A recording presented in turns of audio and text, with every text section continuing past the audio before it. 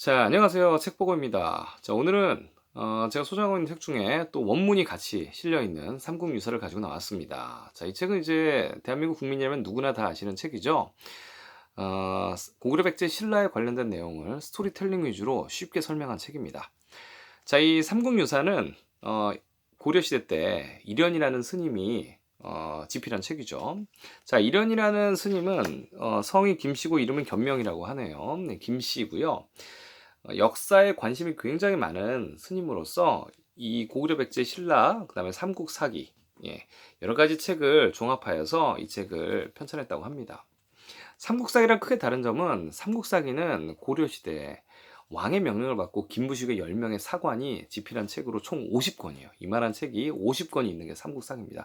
관직명, 지리명, 뭐 그다음에 여러 가지 주변국들의 내용을 달았다면 삼국유사는 자, 구성을 한번 보면요.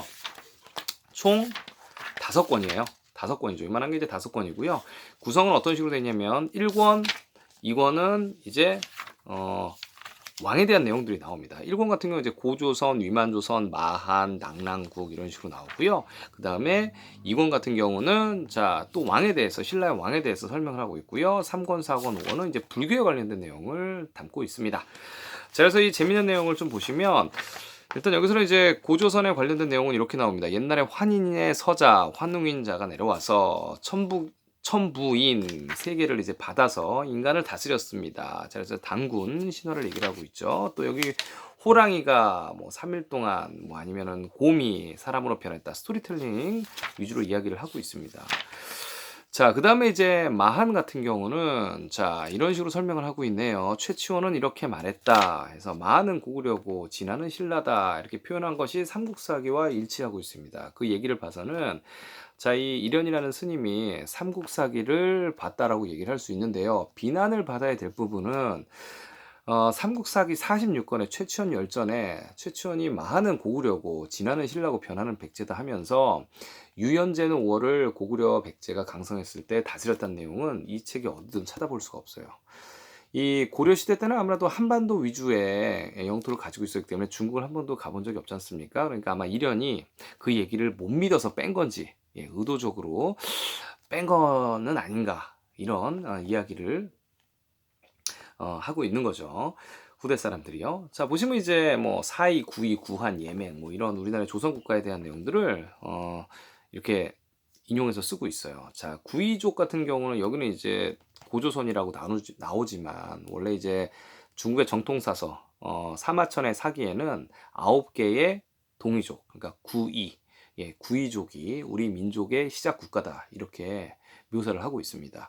이 구리족 같은 경우는 이제 고씨가 나중에 그 바톤을 이어받아서 고구리로 하죠. 그래서 이제 우리나라 원래 공식 국가명은 고리예요, 그렇죠? 고리적 얘기한다. 고리 타분하다. 그리고 저는 고리 아니지 않습니까? 콜이 아니죠. 예, 고리예요.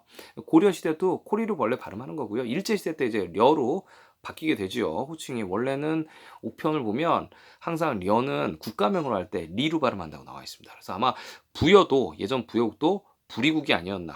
예, 그렇게 발음하는 게 맞지 않나 이렇게 생각을 합니다. 왜냐하면 백제 그 성이 소부리 성이 나오거든요. 예, 그래서 다 리로 발음하는 게 맞다 이렇게 생각을 하고 있습니다. 자, 여기 이제 재밌는 내용들이 나오는데요. 북부에 관련된 내용도 나오네요. 이제 홉슨골로 시작했다. 뭐 이런 내용이 나옵니다. 홉슨골은 이제 구글로 찾아보시면 홉슨골이라는 지역명이 나옵니다. 자, 그럼 해모수에 대한 내용이 나오고요. 자, 동부에 대한 내용도 나오고 있습니다. 자, 여기 이제 이대왕, 신라 이대왕이 나오는데요. 자, 스토리텔링이죠. 남해왕 같은 경우는 이대는 이제 거서간이라고 불렀으면 첫 번째 왕은 이제 차차웅이라고 부르는데요. 여기 이제 김대문의 이제 화랑새기를 지은 김대문이 여기 보면 이제 차차웅이란 무당을 일으키는 방언이다 이렇게 나오고요. 거서간, 차차웅, 이사급, 그다음 마립 칸 이게 칸칸칸 왕이라는 족장이라는 표현을 씁니다. 그 다음에 이제 후대에는 이제 신라가 이제 왕의 호칭을 얻게 되는데요. 자, 여기도 이제 이런 내용들이 어김없이 또 나와 있네요. 자, 그다음에 또 재밌는 거 보면 이제 내무랑 편에 이제 김재상이라고 이 이런 스님은 적어놨는데 원래 삼국사의 기록에는 박재상으로 나옵니다. 그리고 이제 이 박재상은 신라 시대에 유명한 이제 애국적인 신하죠. 여기 보면 이제 이 내용들은 삼국사기에 기록된 박제상 내용이랑 똑같아요. 그래서 김제상으로 표기를 해놨다. 이게 있고요. 자, 재밌는 표현이 이제 삼국사기를 보완할 내용은 이제 신라 관련된 내용 중에 이겁니다. 뭐냐면 이제 신라에는 세 가지 자랑이 있대요. 뭐냐면 황룡사, 구층 목탑과 장육 존상이라고 쇠와 황금으로 만든 불상이 있었나 봐요. 세 개가. 그 다음에 천사옥대라고 이제 왕이 차는 뭐 혁대 같은 게 있지 않았나. 이렇게 해서 세 개가 큰 자랑이었다. 이렇게 나오고 원문도 이렇게 실려 있습니다. 자, 그래서 왕에 대한 내용들이 쭉 스토리텔링 위주로 나옵니다. 자, 아까 말씀드렸던 이 남부여, 백제의 마지막 수도가 원래 이제 하남 위례성에서 시작해서요. 그 다음에 나중에 이제 웅진으로 바뀌죠. 웅진 이제 고마성이고, 그 다음에 나중에 이제 사비로 바뀌는데요. 이 사비 또 여기 보시면 소불이, 아까 이제 부여라고 해서 불이라고 하죠. 이제 한자 음차는 불이라고 발음합니다. 사비로 옮기고 부여를 아예 그냥 백제가 아니고 남쪽 불이섬이다. 예, 이렇게 남쪽 불이다. 이렇게 바꿨다고 얘기가 나옵니다. 자, 그리고 이제 백제 관련된 북사나 통정, 구당서, 신당서, 삼국지, 그죠? 위동의전 이렇게 참조를 해서 중국 25사에서 나온 내용 그대로 얘기하고 싶습니다. 이제 백제는 서쪽으로는 이제 월나라까지 다스렸고요. 월나라를 하면 이제 베트남이 월남이니까 그 광동성, 그러니까 홍콩, 마카오 쪽까지 다스렸다고 하고, 동쪽으로는 이제 외나라까지 이르렀다. 이런 식으로 이제 요 내용은 중국 사설로 인용해서 나옵니다. 자, 여기 3, 4, 5권은 이제 불교에 관련된 내용이라고 말씀드렸는데요. 이 삼국 사기를 보완할 흥미로운 내용이 있는데요.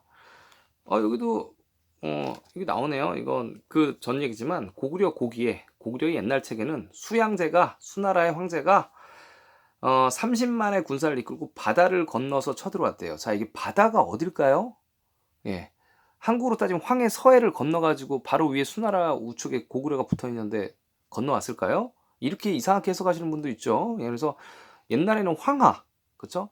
황하를 다 이렇게 살수도 마찬가지고요. 예, 거기를 바다라고 표현하고 있습니다. 옛날 책에서는요. 자, 다시 아까 제가 설명하려다 만 부분을 다시 가면 흥미로운 부분이 이제 황룡사 관련 부분입니다. 아까도 이제 신라의 세 가지 자랑, 그쵸? 황룡사, 목층, 탑, 구층탑, 그 다음에 장류존산, 그 다음에 이제 옥대라고 얘기를 했는데, 여기서는 이제 구층탑은 어떤 의미가 있냐면요. 신라를 괴롭혔던 9개의 나라한테 저주를 퍼부을 목적으로 만들어진 것 같습니다. 자, 그래서 이 9개의 탑 중에 1층은 일본, 2층은 중화, 3층은 오헐, 4층은 탕라, 5층은 응유, 6층은 말갈, 7층은 거란, 8층은 여진, 그 다음 9층은 예맥으로 표현을 했죠. 이 내용은 삼국사에 없는 내용입니다. 삼국 유사에만 있는 내용이고요.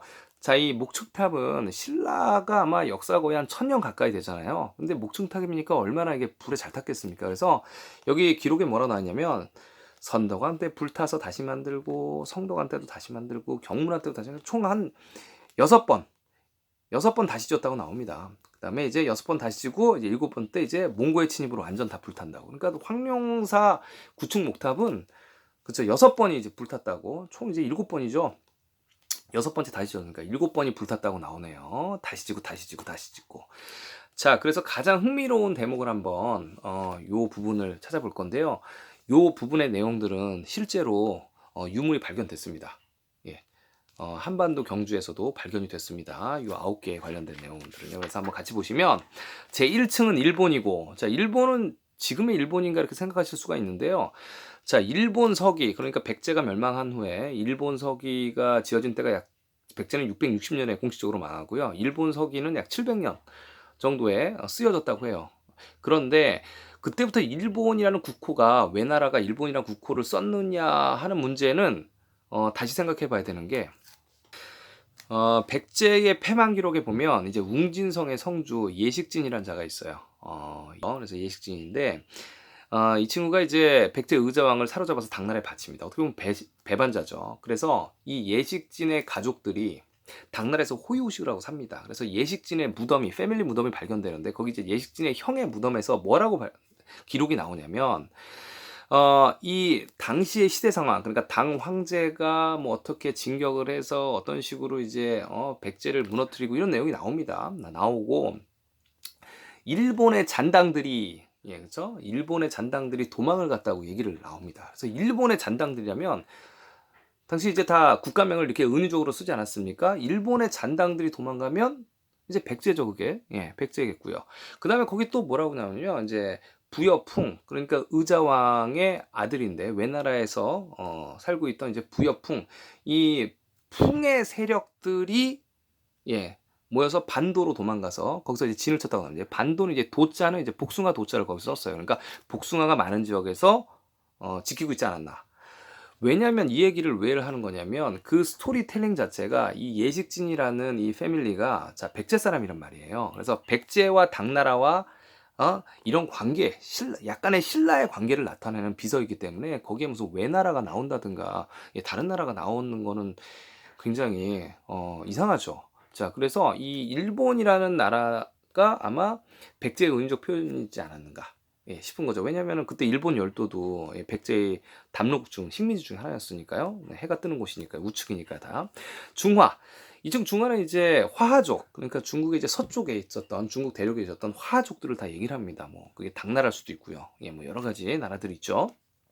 자, 3층 5월.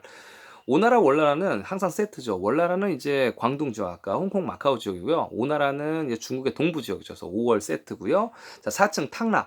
이 탕나는 아마 다모라국이나 탐나, 제주도를 뜻하는 말일 수도 있습니다. 정확하게 아직 해석된 건 없고요. 자, 5층은 응유.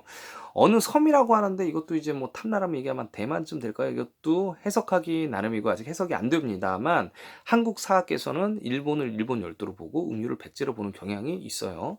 자, 6층은 말갈. 고구려 우측에 있었던 민족이죠. 말갈, 거란. 거란도 마찬가지죠. 그 위치에 있었던 민족이고요. 자, 여진.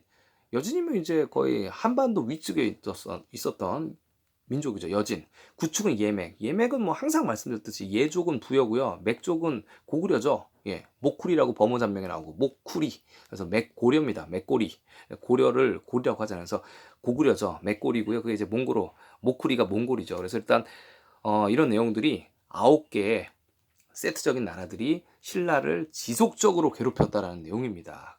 그런데 저희가 보면 이상한 점들이 있어요. 뭐냐면 신라가 한반도에 있으면 이 중국 대륙에 있었던 애들이 배를 타고 와가지고 경상도를 공격하겠습니까?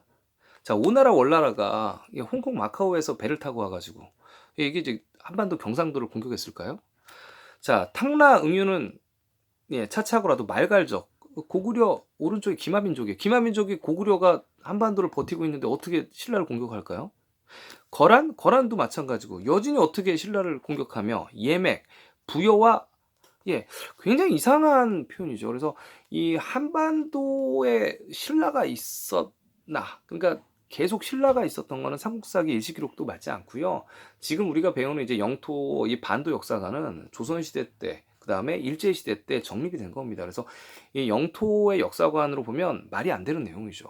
그래서 이 내용은 삼국사기의 신라의 천문학 일시기록에 따지면 중국 안후이성, 그러니까 중국의 중간쯤이죠. 안후이성에서 한반도까지 신라가 그렇게 어우러진 제국이었다면 당연히 말이 되는 내용이라고 보시면 될 것 같습니다. 그래서 황룡사의 구축 목탑에 관련된 내용들이 굉장히 흥미로운 부분이 아닐 수 없습니다. 자, 또 여기 이제 당나라 쪽에 이제 5권에서 이렇게 나오죠. 당속 고승전의 13권에 보면 신라 황룡사의 승려인 원강은 성이 박씨인데요. 원강은 진안 사람이다. 아까 이제 최치원전 삼국사기 최치원에서도 최치원이 얘기를 하죠. 진안은 신라다. 여기 또 나옵니다. 이제 다른 책에서도. 그러니까 마한, 진안, 변한을 마한은 이제 말 타고 다니니까 고구려. 진안은 옛날 이제 진시황 때부터 이 분파기 때문에 신라가 흉노적이죠. 분파기 때문에 신라고 변한은 백제라는데 어떠한 책도 다 그런 식으로 표기가 되어 있기 때문에 이견을 다실 필요가 없을 것 같습니다. 다르게 얘기할 수가 없는 거죠. 책을 보셨다면요. 자, 그래서 삼국유사는 뒤쪽으로 가면 이제 굉장히 이제 불교적인 내용으로 얘기가 끝나게 됩니다. 그래서 민족의 이제 정통 사서는 아니지만 한 스님이 쓴 책이지만 어느 정도 부분은 보완이 될 부분이 있다. 이렇게 생각하시면 될 것 같고요. 자, 오늘은 이제 삼국유사 이렇게 제가 소개시켜드렸고 다음에는 더 재밌는 책으로 찾아뵙도록 하겠습니다. 자, 수고하셨습니다.